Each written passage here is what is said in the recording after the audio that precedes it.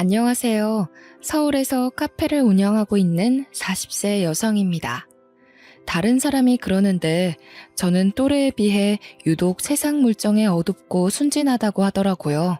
보통 상식적으로 이해가 안 되면 일단 의심부터 해봐야 하는데 저는 일단 사람을 믿었습니다.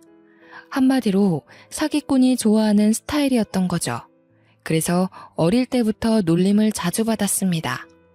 어릴 적 장난 정도는 웃으면서 넘어갈 수 있었는데 성인이 되어서 사회생활을 시작한 뒤에는 아주 심각한 일들을 겪게 되었습니다.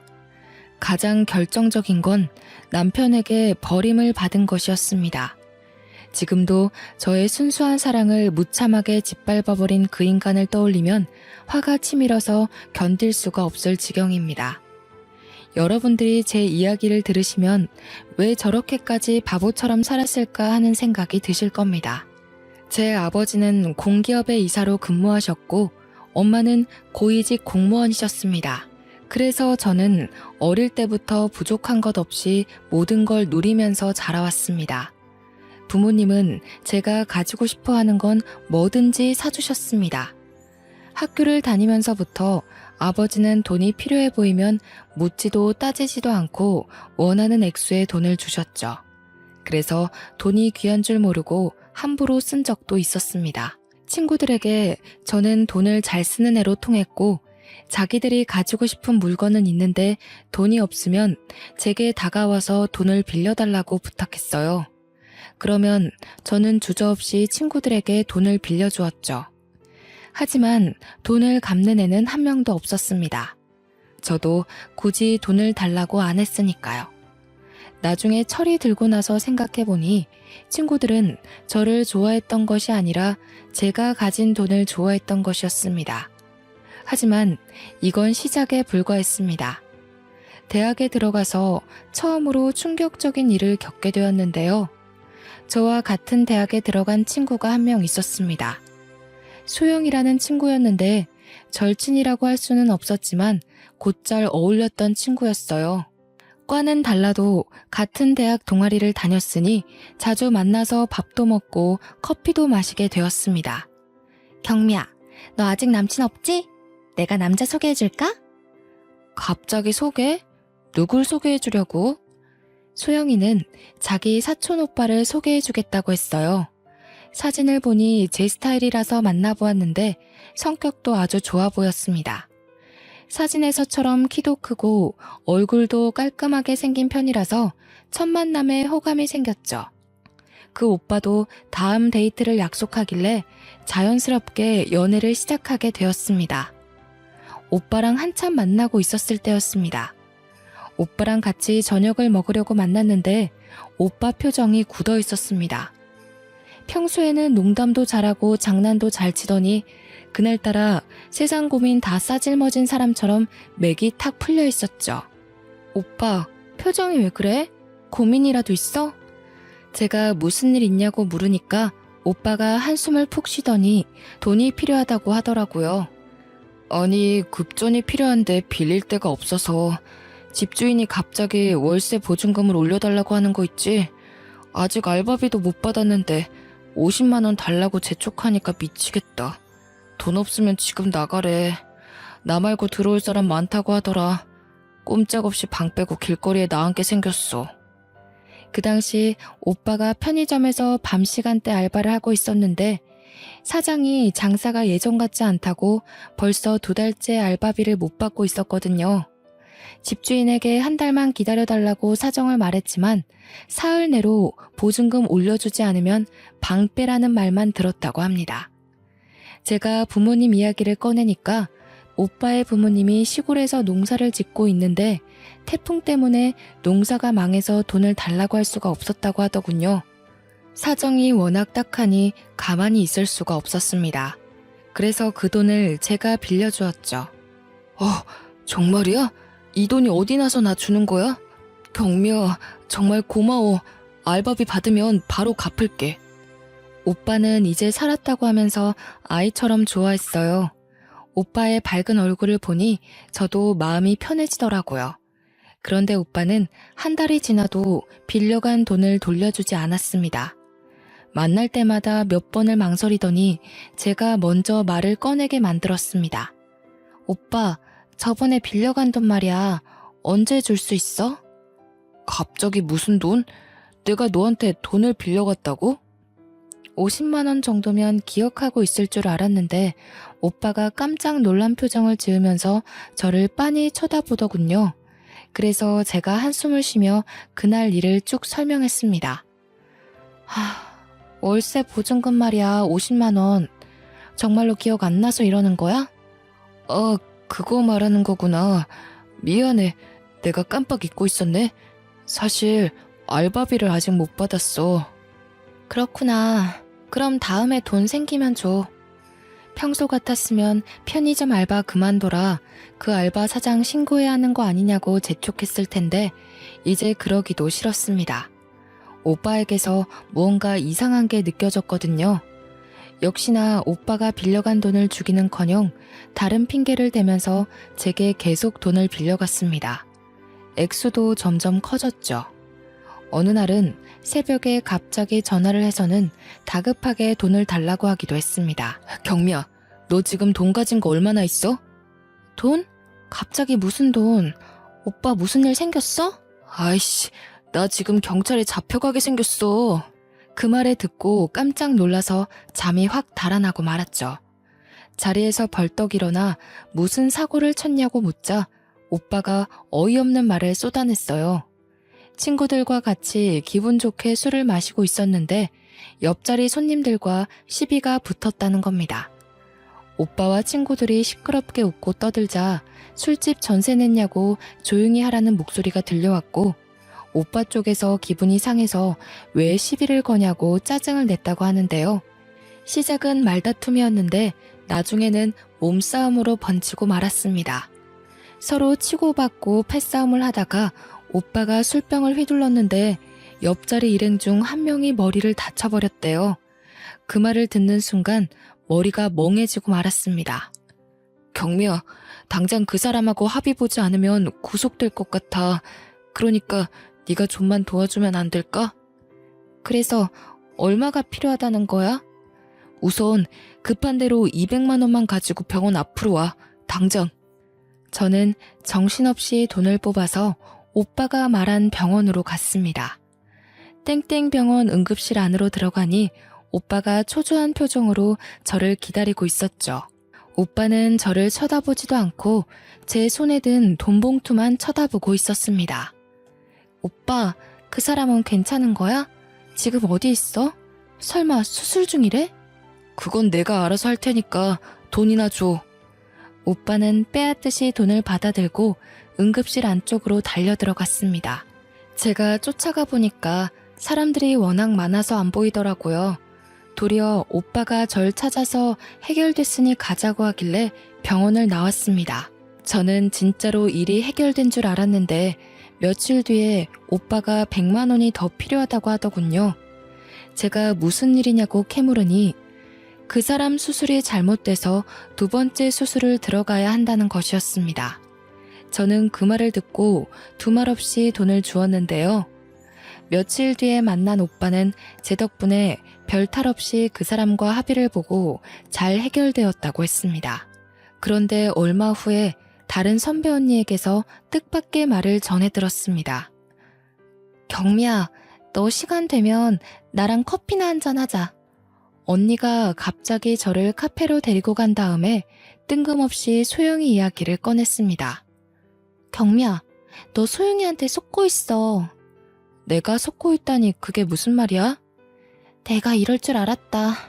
아직도 모르고 있었구나. 네가 만나고 있는 남자, 소영이 사촌 오빠가 아니라 애인이야. 소영이가 저한테 사촌 오빠라고 해놓고 자기 애인을 소개해줬다는 것이었습니다. 언니는 소영이와 친분이 있었습니다. 언니가 같은 과 후배인 소영이를 동아리에 데려왔고 제가 그 동아리에서 소영이와 친해졌으니까요. 어쩐지 얼마 전부터 소영이가 동아리만 오면 호구 같은 스폰서를 하나 물었다고 자랑을 해댔습니다. 소영이 너 다음 주에 남친이랑 제주도 여행 간다던데 진짜야? 얼마 전까지만 해도 돈 없다고 징징댔잖아. 알바라도 새로 구했어? 알바는 무슨, 다 돈이 생겨서 가는 거지. 해외여행은 못 가도 제주도 가서 바닷가 바람은 한번 쐬고 와야지. 안 그래? 둘 다 알바도 안 하는 주제에 무슨 돈으로 제주도를 가? 부모님이 대주셔서 가는 거야? 동아리 애들이 묻자 수영이는 호구 하나 잘 물면 돈이 그냥 생기는데 힘들게 알바를 할 필요가 없다고 하더라고요. 내가 고등학교 때부터 빨대 꽂고 챙겨 먹던 애야. 가진 건 돈밖에 없는 바보 같은 년인데 너희들은 모르고 있어도 돼. 어차피 말해도 몰라. 저는 소영이가 이런 식으로 말하길래 그게 저라는 생각도 못했습니다. 이런 식으로 소영이는 대놓고 저를 등쳐먹으려고 애인하고 작당을 했던 겁니다. 오빠는 편의점 알바 같은 건 하지도 않았고 월세 보증금이나 패싸움 이야기는 새빨간 거짓말이었던 거죠. 언니가 하는 이야기를 듣고 수영이가 이런 식으로 대놓고 바보 취급을 했다고 털어놓으니 언니가 한숨을 내쉬며 말하였습니다. 경미 너는 이렇게 순진해서 험한 세상을 어떻게 살려고 그러니? 지금이라도 인간 같지도 않은 것들하고 영 끊고 상종하지 마. 언니는 소영이에게 이용당하는 저를 딱하다는 눈빛으로 쳐다보고 진심 어린 충고를 해줬습니다. 저는 두 년놈이 너무 괘씸해서 그냥 물러설 수 없었죠. 그래서 소영이를 불러서 하나하나 따져보았는데요. 너 내가 그렇게 만만해? 친구라서 믿었는데 사람을 이따위로 가지고 놀아도 되는 거야? 그동안 사기쳐서 나한테 뜯어간 돈 전부 다 가져와. 안 그러면 내가 가만두지 않을 거야? 뭐? 갑자기 왜 그래? 미안해 경미야. 내가 생각이 너무 없었어. 오빠가 하자고 한 거야. 내가 하지 말라고 했는데 오빠가. 제가 태어나서 처음으로 도끼 눈을 뜨고 소영이에게 소리를 질러대니까 제 기세에 놀란 소영이가 미안하다고 사과하더라고요. 마음 같아서는 머리채라도 잡고 싶었지만 사람들이 싸우는 저희를 보고 몰려왔습니다. 그래서 일단 돈부터 돌려달라는 약속을 받아놨죠. 소영이는 돈을 돌려주겠다고 했지만 다음 날부터 제 연락을 아예 무시해버렸습니다. 연락이 안 되는 건 오빠도 마찬가지였어요. 학교에 나오지 않아서 수소문해보니 둘 다 휴학을 해버렸다고 하네요. 할 수 있는 휴학을 다 몰아쓰면서 졸업할 때까지 저를 피해 다니는 바람에 결국 돈 받는 건 포기하고 말았습니다. 졸업을 하고 직장을 다닐 때도 마찬가지였어요. 재수가 없는 건지 제 팔자가 그런 것인지 제 주변에 꼬인 인간들이 하나같이 저를 속이고 돈을 뜯어갔습니다. 그런 추잡한 인간들이 싫어서 5년 동안 직장을 7군데나 옮겨 다니게 되었네요. 하지만 마지막 직장에서도 적응하지 못하고 그만두니까 엄마가 제게 이렇게 말씀하셨습니다. 경미야, 넌 내가 보니까 다른 사람들하고 어울려서 일하는 것보다 혼자 장사를 하는 게 맞는 것 같아. 엄마는 이제 취직할 생각하지 말고 카페를 하나 차려줄 테니까 혼자 조용하게 장사를 해보는 게 어떠냐고 하셨어요. 저도 5년 넘게 사람들한테 치이고 사람들을 경계하느라 조직에 적응하지 못하고 스트레스를 받으면서 살다 보니 혼자 있고 싶어지더군요. 그래서 엄마 말대로 카페를 열게 되었습니다. 프랜차이즈 카페를 개업하면 본사에서 알아서 다 해줄 거라고 생각했습니다. 장사를 너무 편하게 생각했던 거죠. 직접 프랜차이즈 카페를 해보니 본사는 돈만 챙겨갈 뿐 가맹점에게 해주는 게 거의 없었고 모든 걸 제가 알아서 운영해야 했습니다. 세상에서 가장 편하게 돈을 버는 사람이 카페 사장이라고 생각했는데 직접 장사해보니 세상에서 가장 열심히 사는 사람들이 카페 주인이란 생각이 드네요. 그렇다고 해서 힘들게 장사한 것도 아니었습니다. 처음부터 돈을 벌어야 한다는 욕심은 크게 없어서 가벼운 소일거리라고 생각했죠. 하지만 저도 하나씩 하다 보니 점점 욕심이란 게 생겨서 커피에 대한 연구도 하고 다른 카페들은 어떻게 운영하는지 살펴보기도 하였습니다. 그렇게 부지런히 살다 보니 5년이란 시간이 지나갔고 30을 훌쩍 넘긴 나이가 되었습니다. 이제 카페는 자리를 잡았고 고정 고객들도 제법 생겼는데요. 그 중에서 눈에 띄는 남자 손님 한 명이 있었습니다. 6개월 전부터 혼자 카페에 들려서 아메리카노를 마시는 손님이었죠. 그 손님은 늘 구석자리에 앉아서 커피를 마셨습니다. 제가 연구한 커피가 맛있었는지 3개월 전 뒤부터는 거의 하루에 한 번은 꼭 들리더라고요. 손님이 별로 없어서 바쁘지 않을 때는 제가 그 손님의 말벗이 되어주기도 했습니다. 무슨 일을 하시냐고 물어봤더니 6개월 전부터 카페 맞은편에 있는 건물에서 사무실을 얻었다고 하더라고요. 사업을 하시냐고 물으니 그건 아니라고 하셨습니다. 아직 사업이라기보다는 프로그램을 의뢰받아서 개발하고 있어요. 땡땡 회사에서 컴퓨터 프로그래머로 일을 하다가 혼자 독립을 했다고 하더군요. 스티브 잡스나 빌 게이츠를 능가하는 개발자가 되고 싶어서 사표를 냈다고 하길래 단골 손님이 남달라 보였습니다. 제가 멋있다고 하니까 쑥스러웠는지 손님이 겸손하게 둘러대더라고요. 그동안 돈은 많이 못 벌겠지만 저는 돈보다는 실력으로 최고의 자리에 오르고 싶어요. 도전 정신만 좋아서 매력 있는 것이 아니었습니다. 대화를 나눌수록 참 순수하고 때가 묻지 않은 사람이라는 걸 느꼈거든요. 처음에는 커피 한 잔에 여유를 즐기면서 머리를 식힌 다음에 사무실로 가는 것 같더니 시간이 지나면서 저와 대화를 하기 위해 일부러 시간을 내서 카페에 오는 것 같았습니다. 제가 가장 한가한 시간에 맞춰서 오는 게 보여서 저도 가슴 설렜죠. 그러다 한 번씩 그 사람이 오지 않으면 혹시 무슨 일이라도 생긴 건 아닌지 걱정하기도 했습니다. 그 사람이 일주일 동안 카페에 오지 않은 적도 있었습니다. 일주일 내내 이상하게 마음이 불안해지고 일이 손에 잡히지 않더군요. 일주일 후에 그 사람이 카페에 나타나자 비로소 마음이 놓였습니다. 저도 모르게 단골 손님을 반기며 그동안 어떻게 지냈는지 물었는데요. 그동안 무슨 일 있으셨어요? 왜 이렇게 안 오셨어요? 아, 지방에 있는 업체에서 보안 프로그램을 교체해달라는 의뢰가 들어와서 출장을 다녀왔어요. 그랬구나. 전 또 무슨 일이라도 생긴 줄 알았어요. 단골 손님이 걱정하게 해서 미안하다고 하면서 앞으로 무슨 일이 있으면 미리 말하겠다고 하더라고요. 그렇게 개인적으로 연락을 주고받으면서 사이가 더 가까워졌고 몇 달 뒤에는 빨간 장미꽃까지 받게 되었습니다. 저랑 결혼하고 싶다고 진지하게 만나보자는 고백을 해서 깜짝 놀랐어요. 내가 고백만 안 했지 우리 만난 지 2년이 넘었잖아요. 이 정도 시간이면 서로에 대해 충분히 알았다고 생각해요. 경미 씨도 저랑 진지하게 만나보고 싶은 거 맞죠? 정말 서투른 사랑 고백이었지만 저를 감동시키기에는 충분했습니다. 저희가 만난 세월도 있으니 얼마 지나지 않아 시댁과 저희 친가를 오가며 결혼을 허락받으러 가기도 했죠. 저는 35이라는 다소 늦은 나이에 상견례 자리를 가지게 되었습니다. 신혼은 제가 살고 있는 아파트에서 시작하기로 했는데요. 2년 전에 새로 지은 아파트에 청약을 했는데 당첨이 되어서 산 아파트였습니다. 평수가 꽤나 큰 아파트여서 신혼생활을 해도 무리가 없어 보였어요. 남편은 제 아파트를 보고 저에게 너무 미안해했죠. 집은 내가 마련해야 하는 건데 시작부터 당신한테 신세 지는 것 같네. 그게 무슨 상관이야.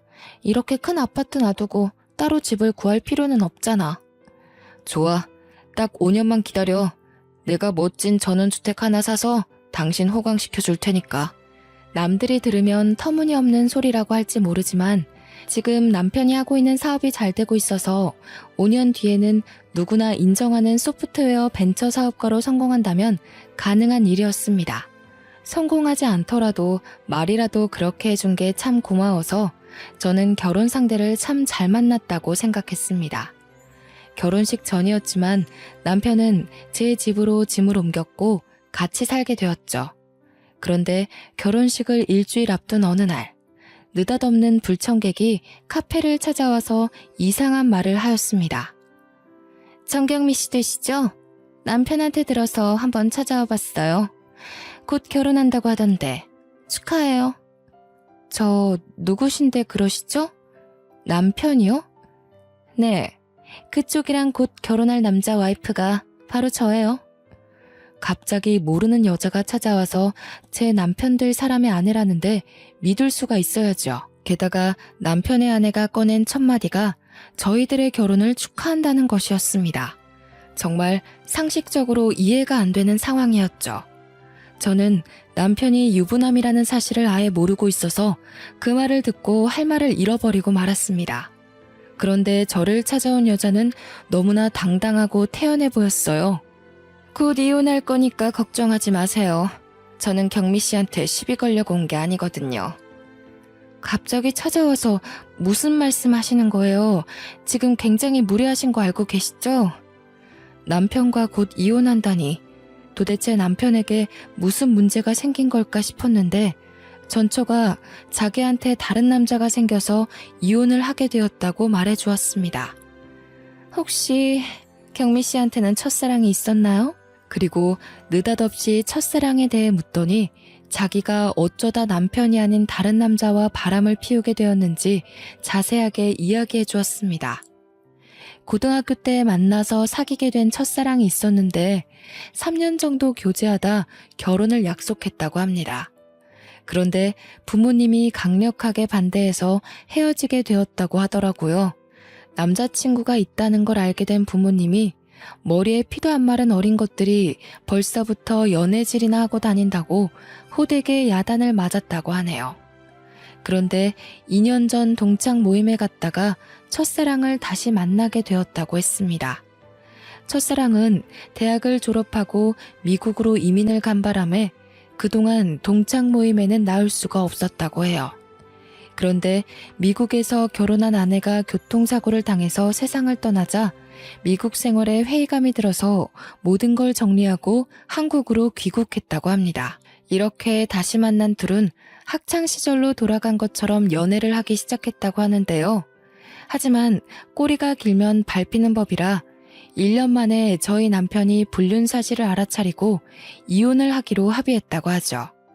남편 입에서 이혼 이야기가 나오자마자 남편한테 모든 걸 다 털어놓았어요. 남편은 위자료 청구 소송 같은 건 하지 않고 조용히 합의 이혼하자고 하더라고요. 이미 법원에 이혼 신청까지 해서 자기들은 남남이나 마찬가지라고 하더군요. 며칠 내로 법적으로도 남남이 될 거라고 하였습니다. 내가 살아봐서 아는데 남편은 정말 착하고 좋은 남자예요. 그건 제가 확실하게 말해줄 수 있어요. 제가 바람 폈는데 합의 이혼하자고 하는 사람이 어딨나요? 정말 멋진 사람 같아서 이야기해 주려고 왔어요. 이혼한 사이인데 굳이 제 가게까지 찾아와서 이러는 이유가 뭘까요? 자기가 써보니 이 물건 참 괜찮으니까 너도 한번 사용해보라고 하는 말처럼 들려서 어이가 없었습니다. 그래서 짜증을 내며 전처를 쫓아내려고 했죠. 그런 거 이야기 안 해줘도 되니까 나가세요. 장사 방해되니까 나가시라고요. 화내지 말고 제 말 좀 들어보세요.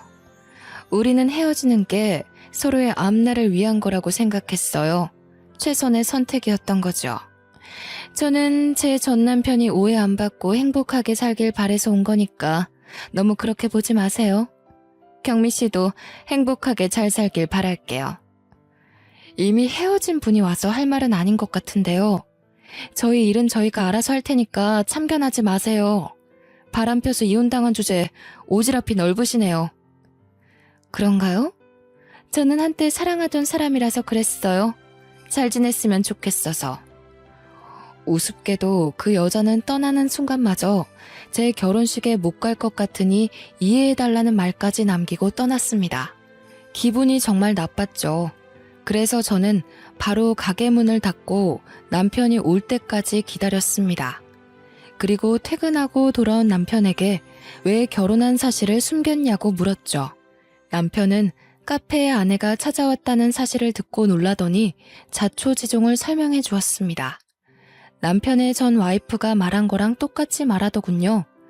전 와이프가 1년 전부터 첫사랑과 바람을 피워서 이혼한 거라고 했습니다.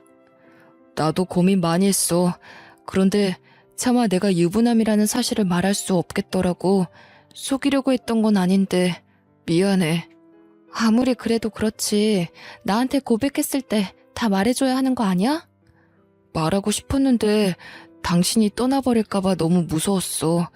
이게 다 당신을 너무 좋아해서 그런 건데 한 번만 이해해주면 안 될까? 남편은 이혼 절차가 마무리된 다음에 말하려고 했는데 생각보다 과정이 복잡해져서 고백할 타이밍을 미루게 된 거라고 하더군요. 황당하긴 했지만 이제 와서 재혼이란 걸 빌미로 파혼할 생각은 없었습니다. 어차피 저희 남편은 일주일 뒤에 전처와의 모든 관계가 정리될 테니까요. 이제는 모든 걸 잊고 새롭게 시작하면 된다고 생각했습니다. 차마 친정에는 말하지 못하고 결혼식을 올리게 되었는데요. 저희 부모님을 속여서 벌을 받는 걸까요? 갑자기 남편의 사업에 문제가 생기고 말았습니다. 남편이 사기를 당해서 큰 돈을 잃고 말았죠. 남편에게 연락을 한 업체는 누구나 이름만 대면 아는 대기업 연구소에 납품할 프로그램을 하청받아서 개발하고 있다는 땡땡 업체였습니다. 공동으로 자금을 투자받아서 개발할 파트너 업체를 찾고 있다면서 같이 프로젝트를 하자고 제안하더라고요. 프로젝트만 마무리되면 20억을 주겠다고 해서 남편이 바로 오케이 했습니다.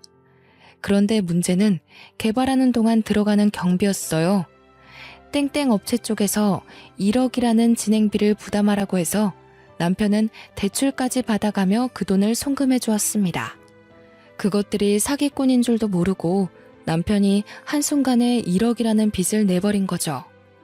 이렇게 돼서 1억이라는 빚이 생겼어. 어떡해 여보? 당장 대출금의 이자까지 독박 쓰게 생겼어. 뭐? 1억이라고? 그놈들이 1억이나 사기친 거야? 왜 나한테 말 안 했어? 미리 상의했으면 이런 일 없었잖아. 미안해. 급한 사업이라고 해서 상의할 시간이 없었어. 지금 당장 진행하지 않으면 늦는다고 하길래 나도 모르게. 남편이 풀이 죽어서 저한테 사기당한 사실을 실토하는데 억장이 무너질 뻔하였습니다. 당장 사무실 문을 닫아야 하는 상황이라고 하니 1억을 구해줄 수밖에 없었는데요. 그 뒤에도 남편은 다른 사업을 한다는 핑계를 대면서 생활비를 주지 않았습니다. 제가 물을 때마다 하고 있는 사업에 생각보다 돈이 많이 들어가서 여유가 없다고 하더군요. 저는 당연히 저희 남편이 하는 말이니 믿고 기다렸습니다. 카페에서 나오는 수입만으로 충분히 생활이 되고 있었거든요. 그렇게 1년이 지나자 남편이 저한테 생활비를 주는 게 아니라 오히려 돈을 달라고 하였습니다. 납품 대금을 못 받았는데 직원들 월급을 줘야 한다는 핑계를 대거나 정부기관에서 발주한 용역 사업에 참가하려고 하는데 선납금이 필요하다는 이유를 댔었는데요. 적게는 몇백만 원에서 많게는 1,000만 원까지 제 지갑을 털어갔습니다. 어찌나 돈을 많이 가져가던지 밑 빠진 독에 물을 붓는 심정이었지만 남편의 사업이 하루빨리 자리 잡기만을 바라고 있었죠. 그런데 남편의 사무실에 간 저는 어디선가 본 것 같은 얼굴을 보게 되었습니다. 사무실에서 나와서 계단으로 내려가 버린 여자는 아무리 생각해봐도 소영이었습니다. 소영이가 남편 사무실에 올 이유가 없을 텐데 잘못 본 거라고 생각했죠. 요즘 따라 남편이 돈을 달라는 횟수도 늘어나고 집에도 잘 안 들어와서 아무래도 확인을 해봐야겠다는 생각이 들었습니다. 그래서 남편이 출장 가서 없을 때 사무실에 가서 CCTV에 녹화된 영상을 확인해 봤습니다. CCTV 속 여자의 얼굴 몇 번을 돌려봐도 소영이더군요. 그날만 남편 사무실을 찾아온 것이 아니었습니다. 남편의 사무실에 자주 들렸다는 사실을 안 순간 저는 대학 시절에 소영이에게 당했던 기억을 떠올릴 수밖에 없었습니다. 더 기가 막힌 사실은 소영이뿐만 아니라 전처도 남편의 사무실에 자주 찾아왔다는 것입니다. 셋이서 무언가 밀담을 나누고 의논하는 모습이 회의실 CCTV에 찍혀 있었는데요. 회의만 한 것이 아니라 남편과 전처가 서로를 끌어안기도 하고 부부 사이처럼 보이는 행동을 여러 번 하기도 하였습니다. 그 모습을 보자 저는 남편과 전처에게 완전히 속았다는 생각이 들었죠. 남편이 처음부터 저를 속이고 있었던 것 같았습니다. 남편과 전처 그리고 소영이가 어떤 관계인지 알아내야만 했습니다. 그래서 도청기를 구해 남편 사무실에 몰래 설치해놨습니다. 일주일 정도 기다리고 있다가 남편이 잠든 새벽 시간대에 몰래 사무실로 가 도청 녹음본을 확인했는데요. 도청기에는 여러분이 상상할 수 없는 충격적인 대화가 녹음되어 있었습니다. 언니, 내 말이 맞지? 그녀는 사기 쳐먹기 딱 좋은 년이야. 그래, 이 덕분에 우리 형편이 좋아졌어. 이 은혜 잊지 않을게. 우리 여보 말이 맞아. 정말 처제 아니었으면 나는 빚쟁이들한테 맞아 죽었을 거야. 내가 뭐라 했어. 내 말만 들으면 팔자 필 거라고 했잖아. 경미 걔는 대학 다닐 때부터 멍청하던데 아직도 사람을 쉽게 믿더라. 자기한테 좀만 잘해주고 간이고 쓸개고 다 내주려고 그래. 빚도 다 해결됐으니까 이번에는 내 목도 챙겨주는 거지? 나한테는 얼마나 줄 거야? 당연하지. 우리 처제 얼마나 필요해? 달라는 대로 다 줄게. 녹음본을 아무리 다시 들어봐도 남편이 제 돈을 노리고 의도적으로 접근한 거였습니다. 전처와 이혼을 하기는 했지만 사실 위장 이혼이었고 실제로는 같이 동거를 하고 있었던 거죠. 게다가 저희 남편이 소영이를 처제라고 부르다니 저는 소영이가 전처의 여동생인 줄도 모르고 있었습니다. 사업을 하다가 크게 망해버린 남편은 빚쟁이들을 피해서 도망치듯이 카페 맞은편 건물에 사무실을 얻어서 숨어서 지내고 있었다고 합니다. 형부를 찾아왔던 소영이가 우연히 제 카페를 알아보고 저를 이용할 계획을 세웠던 겁니다. 그렇게 제 돈으로 빚을 갚고 생활비로 쓰고 있었다는 사실을 알아내고 저는 기생충 같은 인간들 때문에 피눈물을 흘리고 말았습니다. 게다가 여기서 저를 더 속이고 도망갈 생각을 하고 있더군요. 그년이 아무리 눈치가 없다고 해도 여기서 시간 더 끌면 의심할 게 뻔해. 마지막으로 크게 한탕하고 해외로 튀어버리자. 해외? 저번에 말한 하와이 말하는 거야? 아니면 필리핀? 우리 아예 이민 가버려서 돈 걱정 없이 좀 살아보자.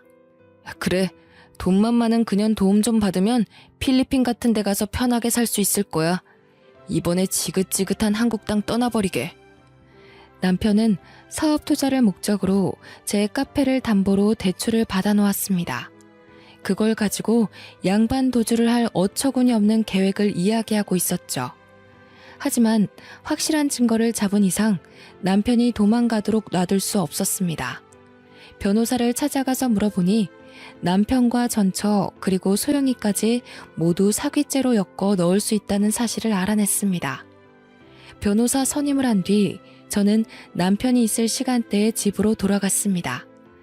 집에 들어가자마자 남편을 붙잡고 녹음한 파일을 들려주었는데요. 그러자 그 인간이 소영이가 꾸민 짓이라며 자기는 시키는 대로 한 것뿐이라고 발뺌을 하였습니다. 나는 아무 잘못 없어. 처제가 이렇게 하면 다 해결될 거라고 협박했다고. 돈 안 받아오면 이혼당하고 길바닥에 나앉을 거라고 하는데 어떡해. 나도 방법이 없었어. 이제 와서 오리발 내민다고? 나는 너 때문에 2년 넘게 돈까지 뺏겼어. 내 인생이 망가졌다고. 억울하고 분해서 끝장을 봐야 되겠어. 그러니까 각오 단단히 하고 있어. 여보, 이러지 말고 우리 대화로 해결하자. 우리 사랑하는 사이잖아. 그동안 만난 세월을 생각해. 내가 진짜로 당신 이용해 먹는 사람 같아? 나도 피해자라고. 나도 너무 무서웠어. 당신한테 말하고 싶었는데 당신도 협박받을까봐. 뭐? 피해자? 내가 그 말에 속아 넘어갈 것 같아? 당장 꺼져. 내가 당신이랑 대화할 것 같아? 난 인간이랑만 대화해. 당신 같은 쓰레기랑 말 안 한다고. 왜 이래 정말. 내 말 좀 들어봐. 당신은 나한테 질렸을지 몰라도 내가 당신 사랑한다고. 난 당신 없이 못 살아. 내가 평생 당신 곁에서 속죄하면서 살게. 그러니까 한 번만 봐주라. 남편이 지푸라기라도 잡는 심정으로 제게 매달렸지만 이미 버스는 떠난 뒤였습니다. 제가 남편 뺨을 확 때려버리니까 때려도 좋으니까 제발 봐달라고 비굴하게 굴더군요. 결국 경찰을 부른다고 말하니까 남편이 꽁무니 빼고 도망가 버렸습니다. 남편에게 이혼 소송과 위자료 청구를 했고 소영이와 전처를 사기죄로 고발해 버렸죠. 경찰에서 소환장이 날라오자 다급해진 소영이는 저를 찾아와서 한 번만 용서해달라고 울면서 매달렸습니다. 경미야, 이 소환장 뭐야? 설마 나 사기죄로 고소한 거니? 도대체 왜 그래? 우린 친구잖아. 내가 잘못했어. 사정이 너무 급하다 보니 그런 짓을 하고 말았어. 예정을 생각해서라도 한 번만 살려주라. 우리한테 정이란 게 있긴 하니? 넌 지금도 나를 바보 같은 호구로 생각하고 있잖아. 내가 용서해주면 나중에 또 이용해 먹으려고? 너 용서해줄 생각 없으니까 당장 돌아가. 경미야, 미안해.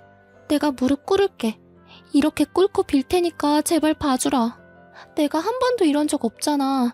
이번엔 진짜 뉘우치고 있다니까. 연기하는 거 아니야. 다 울고 있는 거 보여? 이번만 봐주면 네 눈에 띄는 일 없도록 할게. 내가 믿을 것 같아? 너 딱 봐도 가짜로 울고 있는 거잖아. 눈물로 다 해결되는 거면 법은 왜 있는 거겠니? 경찰은 왜 있겠어? 눈물 아까우니까 뚝 그쳐. 감방에서나 흘려야 하니까 내 앞에서 울지 말라고. 제가 울면서 제 바지가랑이를 붙잡는 소영이를 밀치니까 거짓말처럼 눈물을 뚝 그치더군요. 딱 봐도 어떻게 해야 제가 봐줄지 고민하는 것 같았습니다. 그 뒤로 소영이가 제 카페에 찾아와서 어떻게든 합의를 하자고 사정했지만 저는 돈보다는 고등학교 때부터 저를 괴롭힌 악독한 년에게 본보기를 보여줘야만 했습니다. 세상에는 지켜야 할 법이라는 걸 있다는 걸 알려줘야 했죠. 경찰 조사를 받은 날 저는 소영이와 남편 그리고 남편의 전처와는 합의할 생각이 전혀 없다고 말하였습니다. 제가 그 인간들 때문에 얼마나 많은 정신적인 고통을 겪었는지 이루 말할 수가 없었거든요. 경제적인 피해 사실까지 상세하게 말하면서 반드시 처벌해달라고 간곡하게 호소했습니다. 소영이와 전처는 구속되었지만 남편은 종범이라는 이유로 불구속 상태에서 조사를 받게 되었는데요. 하지만 남편은 제게 그나마 숨겨놓은 재산을 탈탈 털어서 위자료를 줘야 했습니다. 그야말로 알거지 꼴이 된 전 남편은 잠을 잘 방 한 칸조차 없는 산새가 되어버렸어요. 모두 자업자득이니 길거리에서 노숙을 하든 구걸을 하든 간에 자기 잘못을 뼈저리게 느껴야 한다고 생각합니다. 소영이와 전처의 재판 결과도 의도적인 사기죄로 인정되었고 죄질이 아주 불량하다는 이유만으로 초범이었지만 실형이 선고되었습니다. 지금은 교도소에서 국가가 제공하는 무료 식사를 하면서 자신의 잘못을 뉘우치고 있는 중이겠죠. 사람이 살다 보면 정말 다양한 부류의 인간들을 만나게 되는 것 같습니다. 그 중에는 자기 인생에 도움이 되는 사람도 있겠지만 소영이처럼 만나지 말았어야 하는 악질적인 인간들도 있겠죠. 자기를 위해서 다른 사람의 인생 같은 건 어떻게 되든 상관없다는 생각으로 사는 것들을 우리는 쓰레기라고 부릅니다. 여러분들은 주위에 이런 쓰레기 같은 인간들이 없는지 자세히 살펴보시길 바랍니다. 만약 그런 인간들이 있다면 주저없이 관계를 끊어버리라고 말씀드리고 싶네요. 사연을 읽어주신 분들에게 하는 조언이니 부디 주변을 둘러보시길 바래요.